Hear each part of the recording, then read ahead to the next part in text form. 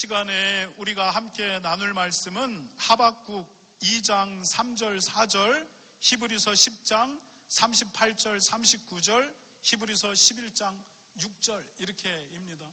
여러분, 우리가 함께 하나하나 합독하면서 읽겠는데 우리 주일학교 친구들 다시 나갔죠? 네, 우리 주일학교 주원이 시원이 잘 다녀오세요. 박수하겠습니다. 우리 주원이 시원이를 위한 전도사님이 1월 달부터 오실 것 같아요. 너네 진짜 대단하다. 야, 교회가 엄청난 투자를 하고 있는 겁니다. 자, 그래서 암송, 전도사님께 암송 신경 써달라고 했으니까 1년 지났는데 암송하는 게 아무것도 없으면 그 책임은 전도사님 책임이 아니라 주원 아빠 엄마의 책임입니다. 네, 자, 박수해서 다시 한번 잘 다녀오세요. 하박국을 먼저 함께 우리가 합독하겠습니다. 시작. 이 묵시는 정한 때가 있나니 그 종말이 속히 이르겠고 결코 거짓되지 아니하리라. 비록 더딜지라도 기다리라. 지체되지 않고 반드시 응하리라.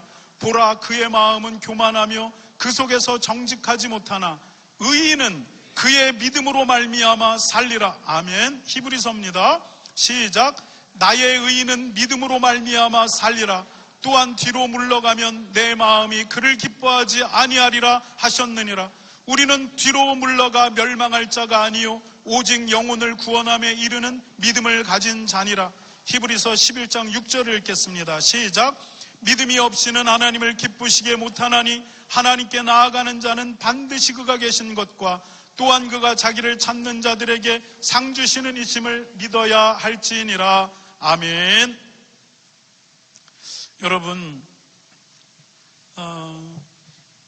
이스라엘 백성들은 이집트에서 400년간 노예로 살았어요.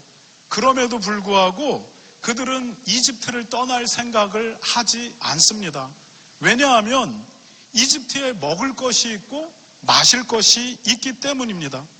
여러분, 그래서 이스라엘 백성들은 내가 이집트에서 노예로 살 망정 그냥 여기가 좋다. 왜냐하면 먹고 살만하니까 그렇게 그냥 살았던 겁니다. 그러자 하나님께서 이스라엘 백성들에게 고난을 허락하십니다. 이스라엘 백성들을 괴롭히는 왕을 등장시킵니다. 그리고 그들로 말미암아 전보다 더 강한 고되고 힘든 노동이 요구되게 만듭니다. 옛날에는 그래도 숨 쉴 틈이 있었는데 이제 그 왕은 숨 쉴 틈 없이 이스라엘 백성들을 노동의 현장으로 몰아넣게 됩니다. 그리고 결국은 남자아이가 태어나면 그 이스라엘 남자아기는 다 죽여라, 이런 명령까지 내립니다. 그러자 이스라엘 백성들의 마음속에서 이런 마음이 생깁니다. 더 이상 이 땅에서 살 수가 없다. 먹을 것이 있고 마실 것이 있지만 이 땅에서 어떻게 살아가느냐라고 하는 마음이 생깁니다. 그때 모세와 아론이 하나님이 준 땅 가나안으로 향하자라고 할 때 이제 그 사람들이 떠날 준비를 하게 되는 겁니다. 이집트에서 먹을 것이 있고 마실 것이 있지만 더 이상 여기서 견디지 못하겠다. 그래, 일어나자, 이렇게 하는 것입니다. 여러분, 하나님께서 우리를 움직이려고 하실 때 고난을 사용하시기도 합니다. 여러분, 이스라엘 백성들이 사실은 이집트에 와서 살고 있는데 이집트에 와서 살고 있는 그 자체도 하나님이 그들을 이집트로 불러낸 거예요. 이스라엘이 이집트로 온 게 아닙니다. 지금으로부터 이 기록이 있는 400년 전 여러분, 하나님이 이스라엘 백성들을 이집트로 불러들입니다. 왜 이집트로 불러들이느냐? 하나님의 계획이 있었어요. 그 하나님의 계획이 무엇이냐? 아브라함의 후손들, 그들을 민족으로 만들고 그리고 그들이 민족이 되어서 가나안 땅의 주인으로 하나님의 나라를 세우는 것, 이것이 하나님의 계획이었습니다. 그런데 여러분, 야곱의 가족들, 이들이 야곱과 12명의 아들 그리고 그의 며느리들과 그의 자식들에서 70명, 민족이 되기에는 턱없이 부족합니다. 그러자 하나님이 이 이스라엘을 민족으로 만들기 위해서 인큐베이팅 하기 위해서 그들을 애굽으로 불러들입니다. 왜 애굽으로 불러들이느냐? 애굽에는 먹을 게 풍성했고 물이 풍성했습니다. 애굽이 거대한 제국이기 때문에 웬만한 이민족이 그들을 침략해서 전쟁이 없는 국가입니다. 하나님은 그 땅에 이스라엘을 불러들여서 그 속에서 70명의 시족 집단을 민족으로 배양하기를 원하셨습니다. 그런데 문제는 야곱 가족이 가나안을 떠나 이집트로 오려고 하지 않는다는 것입니다. 왜냐하면 가나안 땅에 그들의 모든 삶의 터전이 있었기 때문입니다. 그때 하나님이 행하신 일이 무엇이냐면 가나안 땅의 기근입니다. 극심한 기근이 가나안을 치게 됩니다. 그리고 야곱의 가족들은 그 기근을 피하고 버티다 결국 일어나서 하나님이 의도하던 대로 애굽, 이집트로 내려오게 됩니다. 그리고 이집트로 내려온 그들이 400년 동안 이민족이 침입이 없는 땅, 나일강 삼각주로 말미암아 곡창지대가 풍성하게 형성되고 먹을 것이 풍부하고 물이 풍부한 그곳에서 70명의 가족이 내려와서 결국은 200만 명이라고 하는 민족을 형성하게 됩니다. 이집트에서의 하나님의 계획은 여기까지입니다. 이제 하나님은 이들을 다시 이 민족을 가나안에 두기를 원하십니다. 그리고 이들에게 가나안 땅으로 가라고 하지만 이제 이스라엘은 애굽에서 절대 꿈쩍하지를 않습니다. 왜냐하면 그곳은 먹고 살만한 땅이기 때문입니다. 비록 그들이 그 안에서 노예로 살고 있지만 그곳에는 물이 있고 먹을 것이 있기 때문에 삶의 터전이 400년간 그곳에 있었기 때문에 절대 이스라엘은 변화하지 않습니다. 그때 하나님이 또 행하신 일이 무엇이냐? 고난을 그들에게 허락하시는 것입니다. 여러분, 이집트 요셉을 알지 못하는 왕들이 나와서 그때부터 이제 이스라엘 사람들을 괴롭게 하는 것입니다. 그래서 결국은 이 이집트에서 떠나야겠다라고 하는 마음을 모세 때에 만들어 놓으시는 것입니다. 그리고 그들이 광야로 나오고 그리고 가나안으로 들어가고 그 200만이 가나안 땅에서 영토를 얻게 되면서 민족과 땅과 주권자인 하나님 앞에서 하나님 나라를 가나안에서 만들어 가시는 것입니다. 여러분, 하나님은 우리를 움직여 가실 때 반드시 고난을 사용할 때가 굉장히 많습니다. 여러분, 우리는 아주 고집스럽습니다. 우리는 교만합니다. 우리는 어리석고 당장 내 눈앞에 보이는 이것들을 놓고 싶어 하지 않습니다. 그래서 움직이려고 하지 않습니다. 그때 하나님이 우리를 움직이시는 방식이 고난이라는 겁니다. 여러분, 이러한 방식은 여러분 성경에만 나온 게 아닙니다. 이스라엘의 근현대사에서 이와 똑같은 일이 발생하게 됩니다. 여러분, 이스라엘 백성들이 예수님을 십자가에 못 박아 죽이면서 예수님 십자가에 못 박아 죽여라. 그리고 그 핏값은 우리와 우리의 후손들에게 다 돌려버려라. 이렇게 하고 예수님을 십자가에 못 박아 죽습니다. 그때 예수님이 십자가에서 죽으시러 예루살렘에 올라가면서 예루살렘을 보시면서 통곡하며 우십니다. 무엇을 보시는 거냐? 이제 예수님이 십자가에서 죽으신 이후 이 예루살렘에 펼쳐질 끔찍한 도륙의 광경을 예수님이 보고 있는 겁니다. 역사 속에서 그것이 어떻게 등장합니까? 예수님이 돌아가시고 AD 70년 로마의 디도 장군이 자기 아버지, 황제가 된 자기 아버지의 힘을 입고 비처참하게 예루살렘을 파괴해 나갑니다. 그리고 그때로부터 지금까지 2000년 동안 이스라엘은 자기의 땅을 잃어버리고 유럽과 지중해 모든 국가들을 떠돌아다니는 유랑민족으로 2000년을 살아갑니다. 그럼에도 불구하고 이스라엘 백성들은 가나안 땅으로 다시 돌아갈 생각을 하지 않습니다. 하나님이 약속한 땅으로 돌아갈 생각을 하지 않습니다. 왜입니까? 그들이 유럽에서 살면서 나름대로 먹고 살만했기 때문입니다. 그 당시 유럽의 상권을 유대인들이 잡고 있었고, 그리고 유럽에 있는 모든 은행의 막강한 권력을 유대인들이 갖고 있었기 때문에 굳이 가나안 땅으로 들어가야 될 이유가 없었습니다. 그때 어떤 일이 일어납니까? 여러분, 홀로코스트가 유럽에서 일어나게 됩니다. 이제 나치당의 수장이 누구죠? 네? 히틀러의 나치당이 이렇게 등장하게 되면서 인종 청소라고 하는 목적하에 유대인들을 죽이기 시작합니다. 가스실로 보내고, 그리고 가스실에서 죽인 유대인들을 소각장에서 태워버립니다. 이렇게 죽어간 유대인들이 600만 명입니다. 2차 세계대전이 딱 끝난 다음에 유럽에 있는 유대인들 속에 절박함이 생겼습니다. 우리도 우리 땅이 있어야 한다. 우리도 우리를 보호하는 국가가 있어야 한다. 그래야만 우리의 이 수치와 모멸을 다시는 겪지 않는다. 여러분, 우리가 이야기하는 시온주의자, 시오니즘이 이제 유대인들 사이에서 일어나기 시작하고, 그들이 2차 세계대전이 끝나고 다시 가나안 땅으로 돌아가 조상들이 우리에게 준 땅에서 나라를 세웁니다. 그것이 현재의 이스라엘입니다.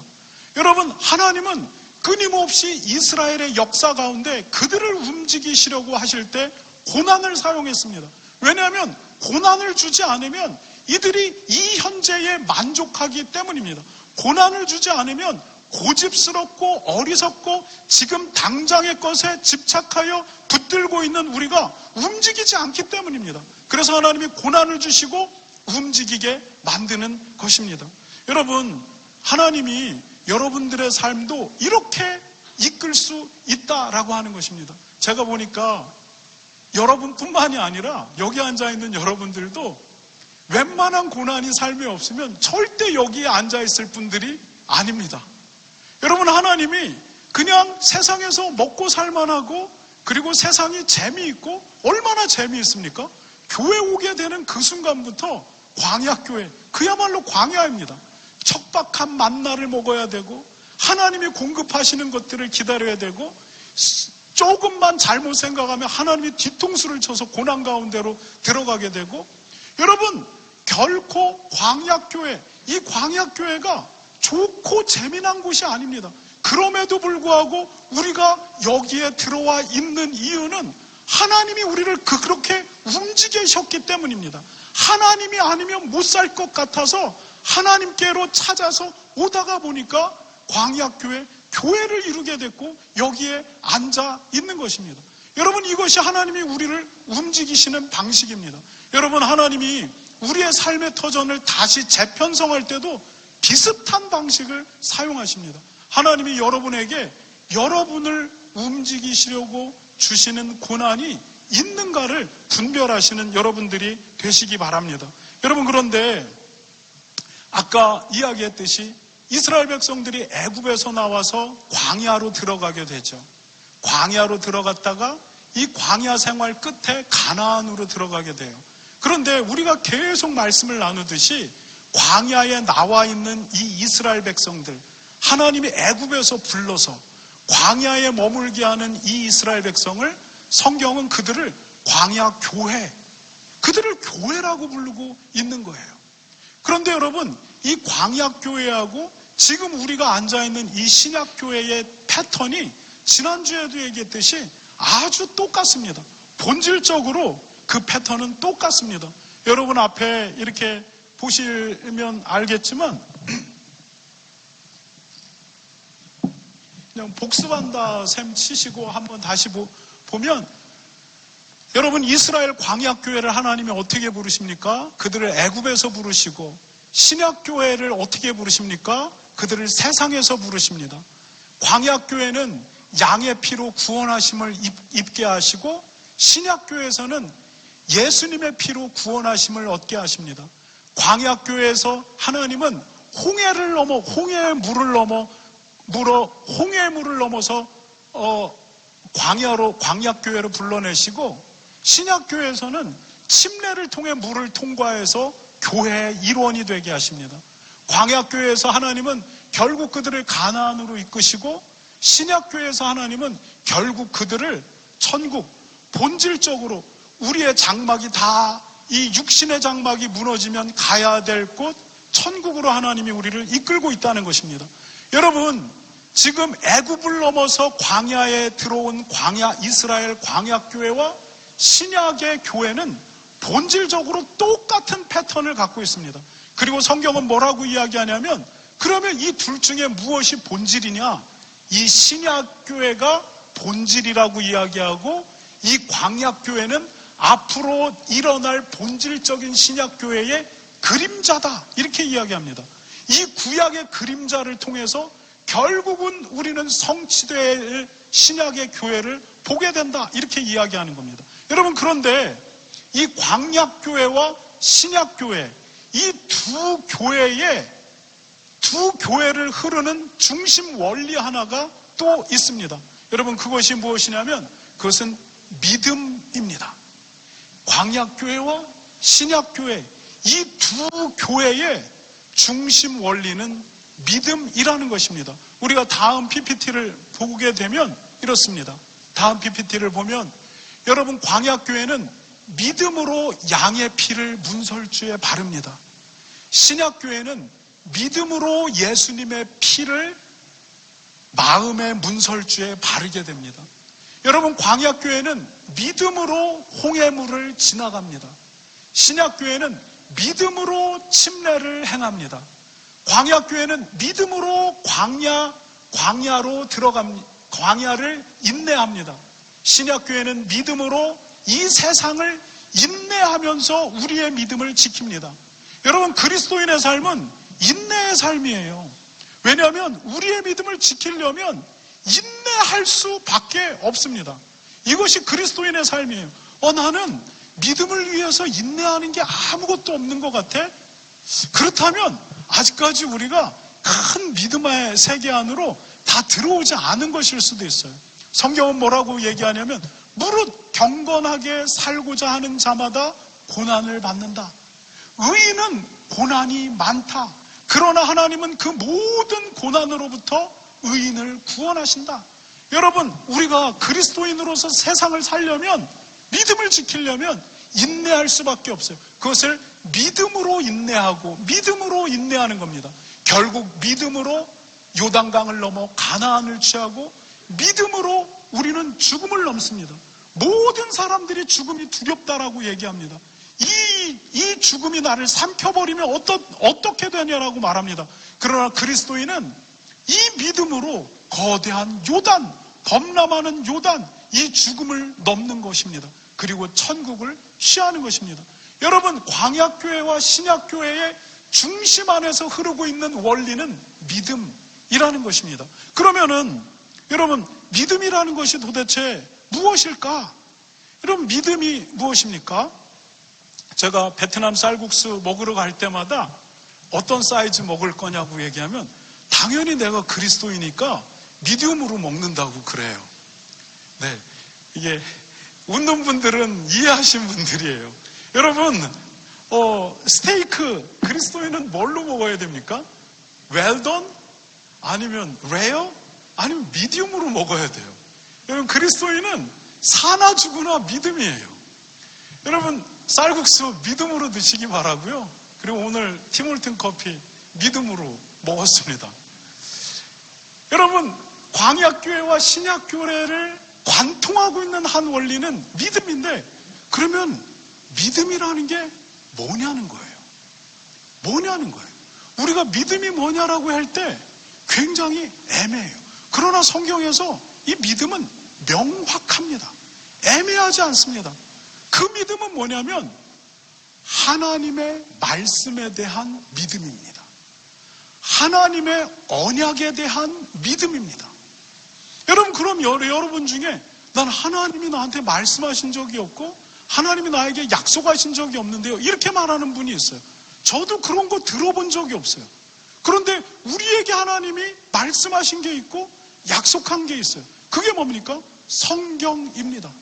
그리스도인은 이 성경에 대한 믿음 안에 살고 이 성경에 대한 믿음 안에 죽는 것입니다.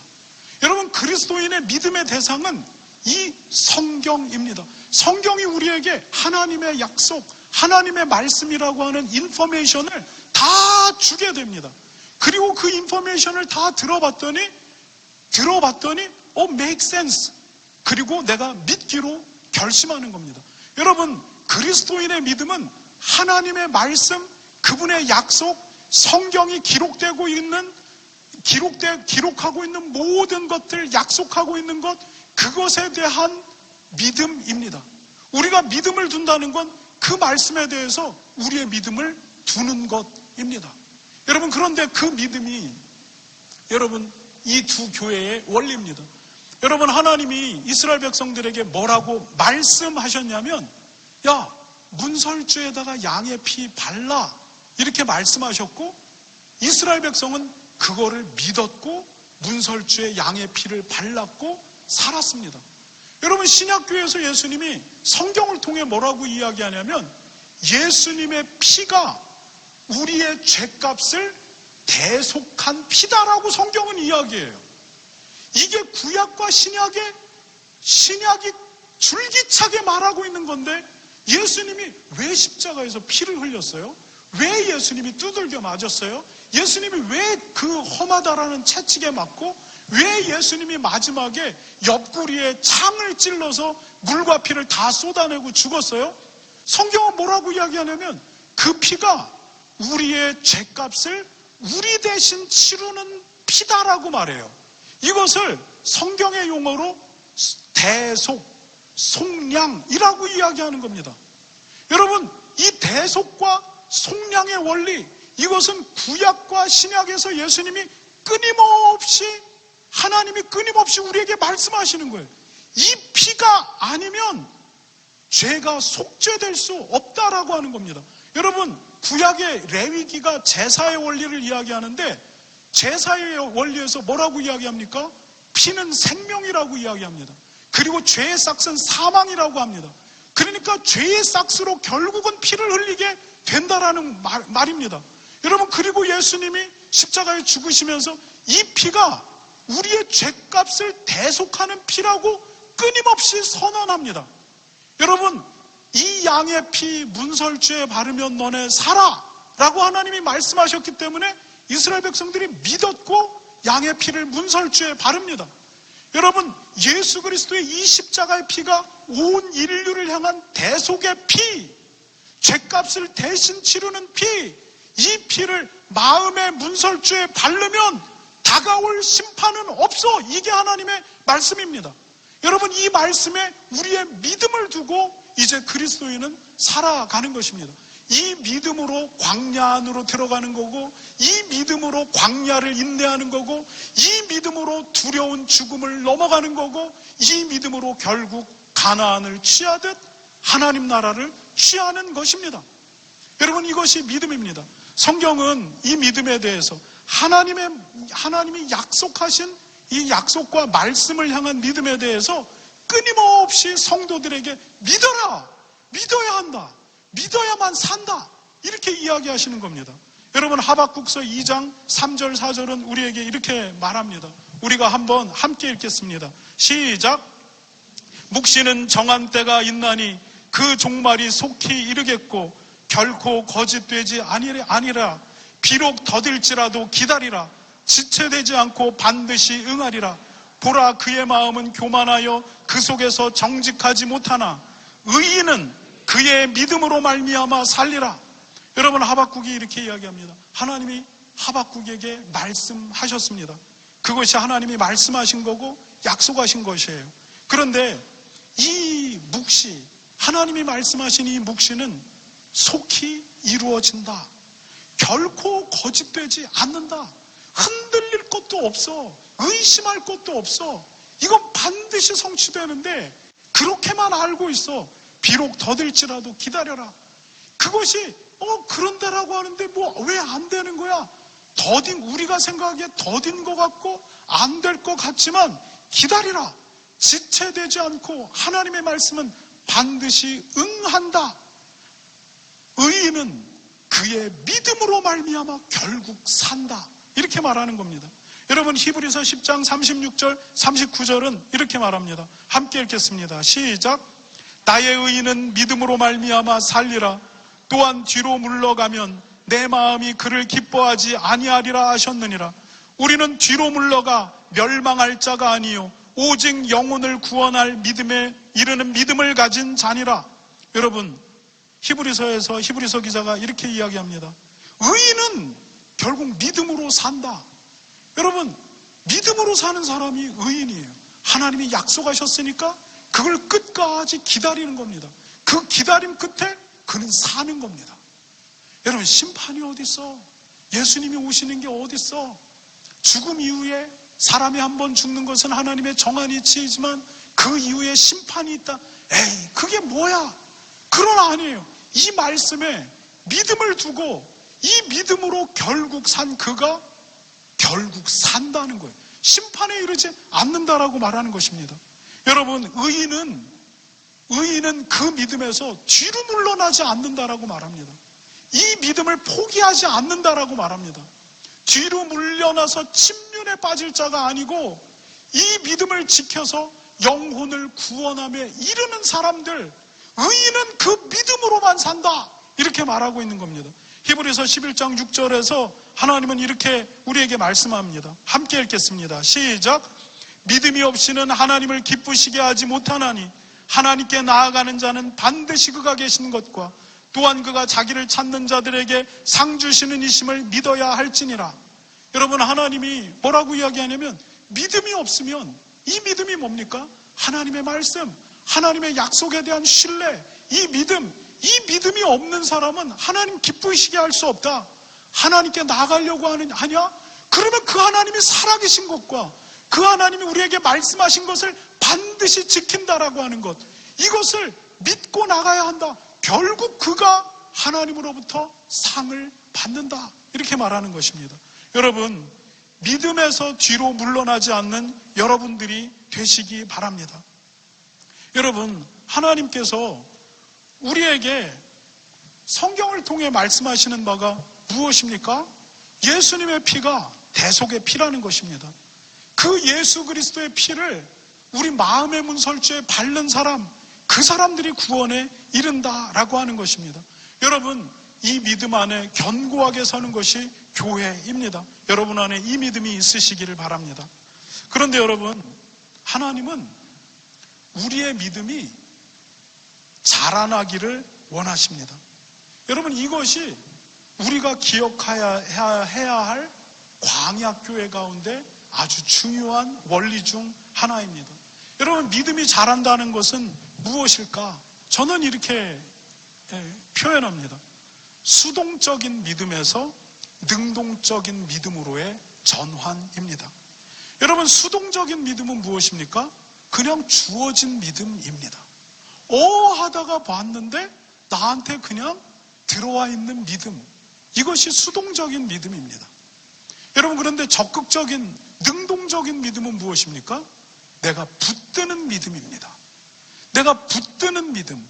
그래서 내가 붙들고 있어서 내 마음 안에, 심령 안에 장착되어지는 믿음, 이것이 바로 적극적인 믿음, 능동적인 믿음입니다. 여러분, 이스라엘 백성들이 광야로 딱 나오죠.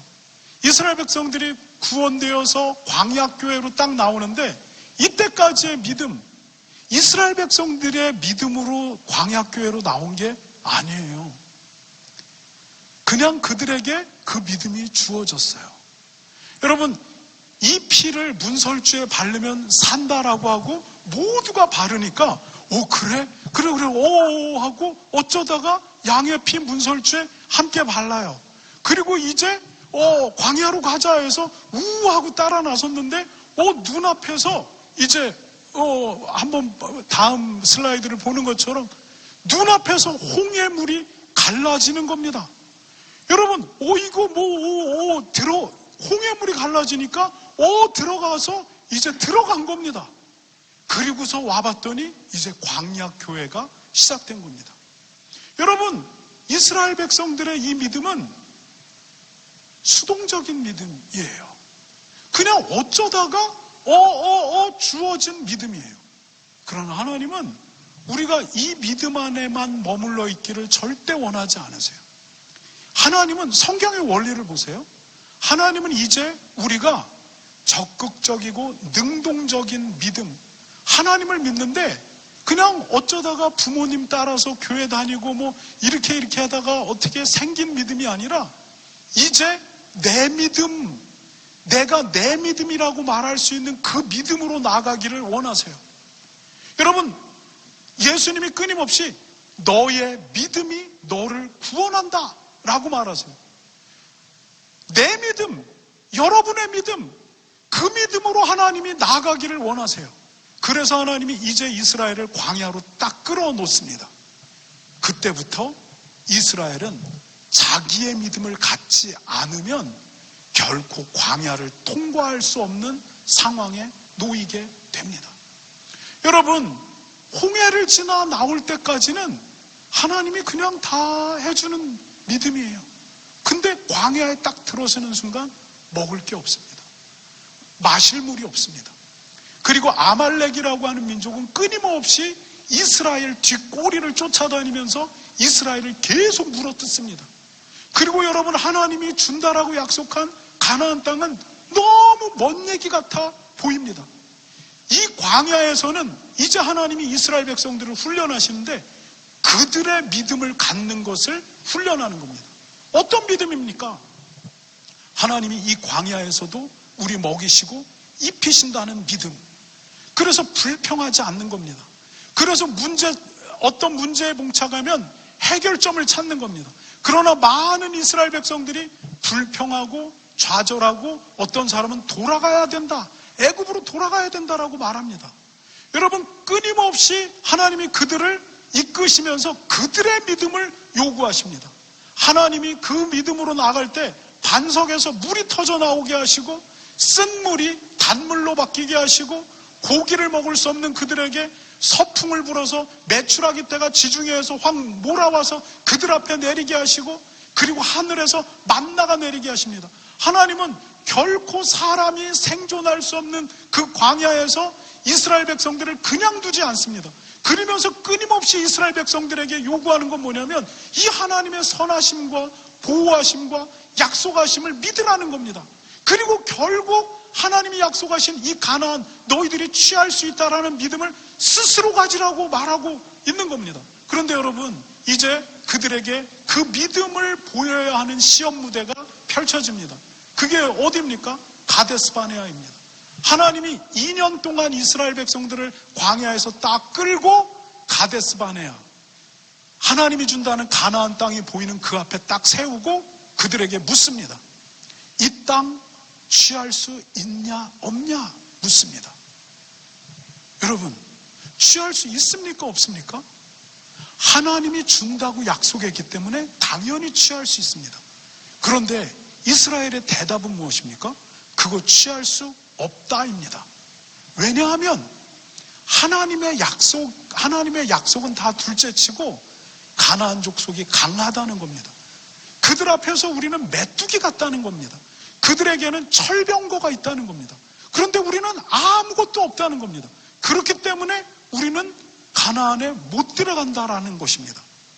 여러분, 하나님이 이스라엘이 적극적으로 하나님을 의지하는 것을 원하고 있는데 이스라엘 백성들이 하나님 아직 의지하지 않는 거예요. 누구를 의지하냐? 자기를 의지하는 겁니다. 내가 그들과 나를 딱 비교했을 때 나는 메뚜기고 그들은 이따만데 어떻게 가나안에 들어가느냐는 겁니다.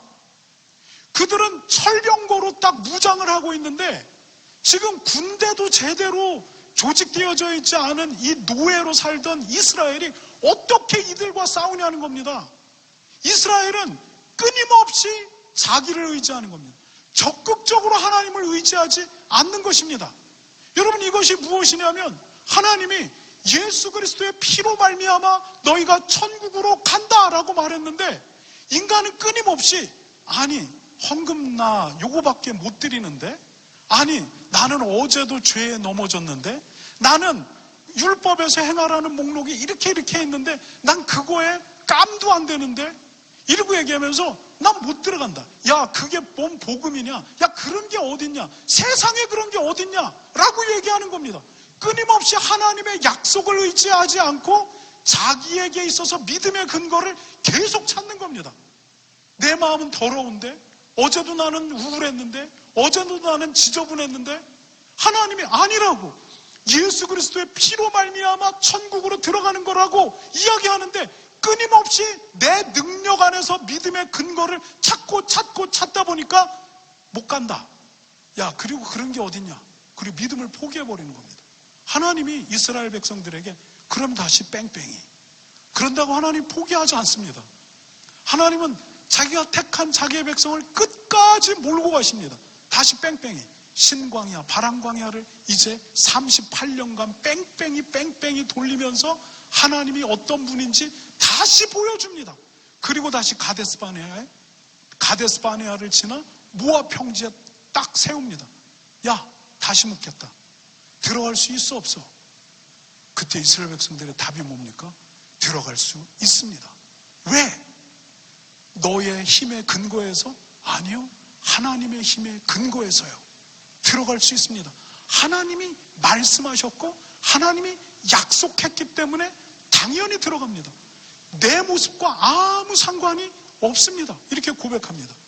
그것이 너의 믿음이야? 그러니까 네, 이렇게 얘기합니다. 그러니까 하나님이 이스라엘에게 그러면은 됐다. 그러면 그 믿음 보여봐. 진짜 믿고 있다면 이제 요단강 건너서 그리고 가나안을 정복해. 이렇게 이야기하는 겁니다. 그런데 성경이 뭐라고 얘기합니까? 그때의 요단강은 보리 추수 기간이라 그때 이스라엘은 장마철이었다. 장마철이어서 그때 요단강은 넘치는 때였다. 학자들은 이렇게 이야기합니다. 다음 슬라이드를 보여주면,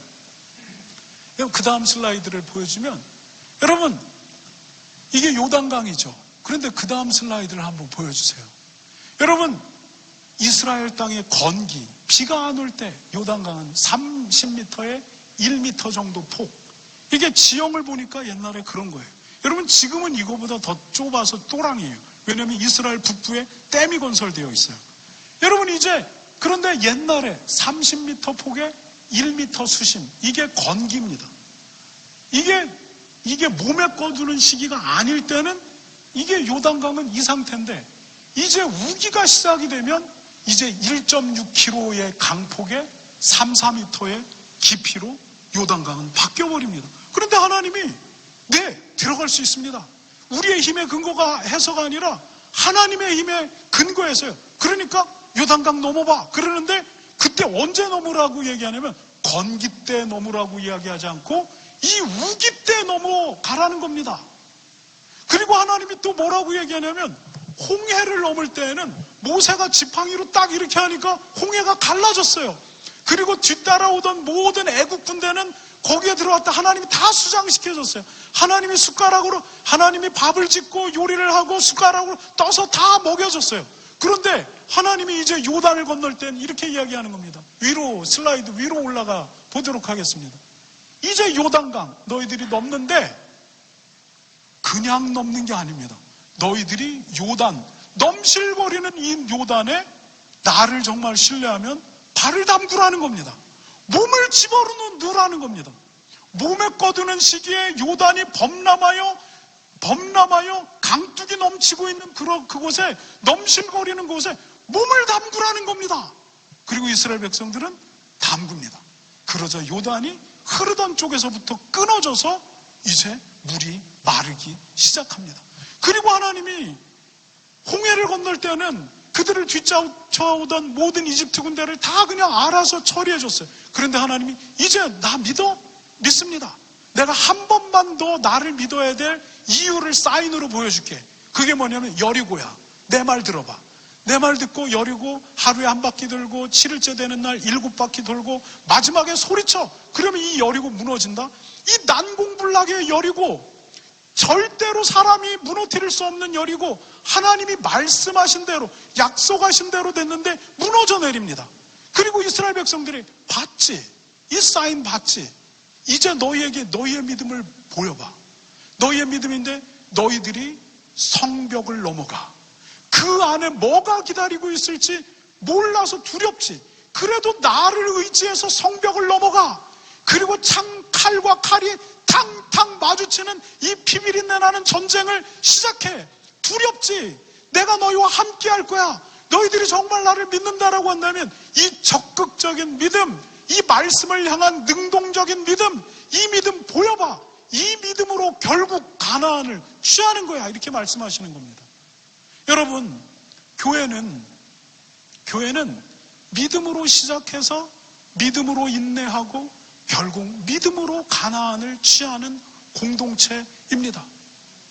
그런데 하나님이 우리에게 광야교회 안에서, 그리고 지금 이 땅을 사는 교회 안에서 하나님은 우리에게 이제 내가 떠먹여준 믿음, 그거 안 통해 라고 이야기하고, 이제 나에 대한 온전한 믿음 증명해내, 이렇게 이야기하는 겁니다. 하나님 우리에게 믿음이 자라가라고 요구하는 겁니다.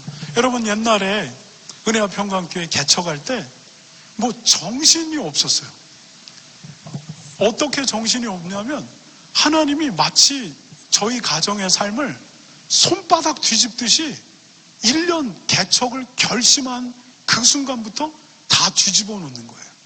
어떻게 뒤집어 놓느냐? 여러분, 얘기하면 이제 샘낼까봐 얘기 안 했는데, 이제 집도 팔고 뭐 다 헌금하고 뭐 해가지고 제가 이제 얘기해요. 여러분, 집사람이 우리 어떻게 먹고 살아? 어떻게 먹고 살아? 그런데 하나님이 우리한테 먹고 살 가게를 주시고, 그 다음에 우리 어디에서 예배해? 이 렌트아파트 여기에서 우리가 예배하는 거지. 그랬는데 예배할 교회 공짜로 들어오라는 교회를 허락해 주시고, 그러면 우리가 누구랑 개척해? 여보랑 나랑 그 빽빽거리는 성원이 베이비일 때 우리 셋이 이 아파트에서 주일날 예배하는 게 예배지. 그런데 성도를 붙여주시고, 그리고 또 하나님이 우리로 하여금 말도 안 되게 이토비코에서 하우스에 살게 하시고, 그리고 하나님이 말도 안 되게 사고를 내셔서 이제 왔다 갔다 하는 차를 새 차로 사고가 나서 바뀌게 해주시고, 여러분 1년 동안 이거는 우리와 함께 있는 사람들이 다 보고 들은 사실이에요. 1년 동안 교회 개척하자. 어떻게 먹고 살아? 먹고 살 가게 주고, 그 다음에 교회당 주시고, 함께할 사람들 붙여주시고, 차 새 차로 바꿔주시고, 교회를 바꿔주시고, 우리 목회자가 살 수 있는 집 주시고, 손바닥 뒤집듯이 딱 뒤집었어요. 여러분, 그거는 제 믿음이 들어간 게 아무것도 없어요. 제 믿음이 들어간 게 아무것도 없고, 하는데 하나님이 홍해를 가르시고 애국 군대를 수장시키시고 그들을 이끄시고 막 나갔던 거예요. 여러분, 이제 하나님이 언제까지나 우리에게 이렇게 하지 않아요. 이제 하나님이 내가 어떤 하나님인지 너에게 보였지. 그럼 너는 이제 네 믿음을 나에게 보여. 내가 나에 대한 신뢰, 이거 보여. 여러분, 아브라함에게 그것이 무엇입니까? 네, 하나뿐인 자식, 독자 이삭, 하나님이 모리아산에서 번제로 드리라면 드리겠습니다라고 올라가요. 그러면서 아브라함의 소망은 뭐냐면, 내가 이 아들을 죽여도 하나님은 이 아들을 다시 살려내리라고 하는 믿음을 갖고 올라갑니다. 죽이려는 척을 하는 게 아니라 실제로 모리아산에서 죽이기로 결심합니다. 그때 하나님이 됐다 이렇게 얘기합니다. 요단강 건널 때 됐다 이렇게 이야기하는 겁니다. 여러분, 교회는 믿음으로 시작해서 믿음으로 인내해서 믿음으로 결국 성취하는 곳입니다.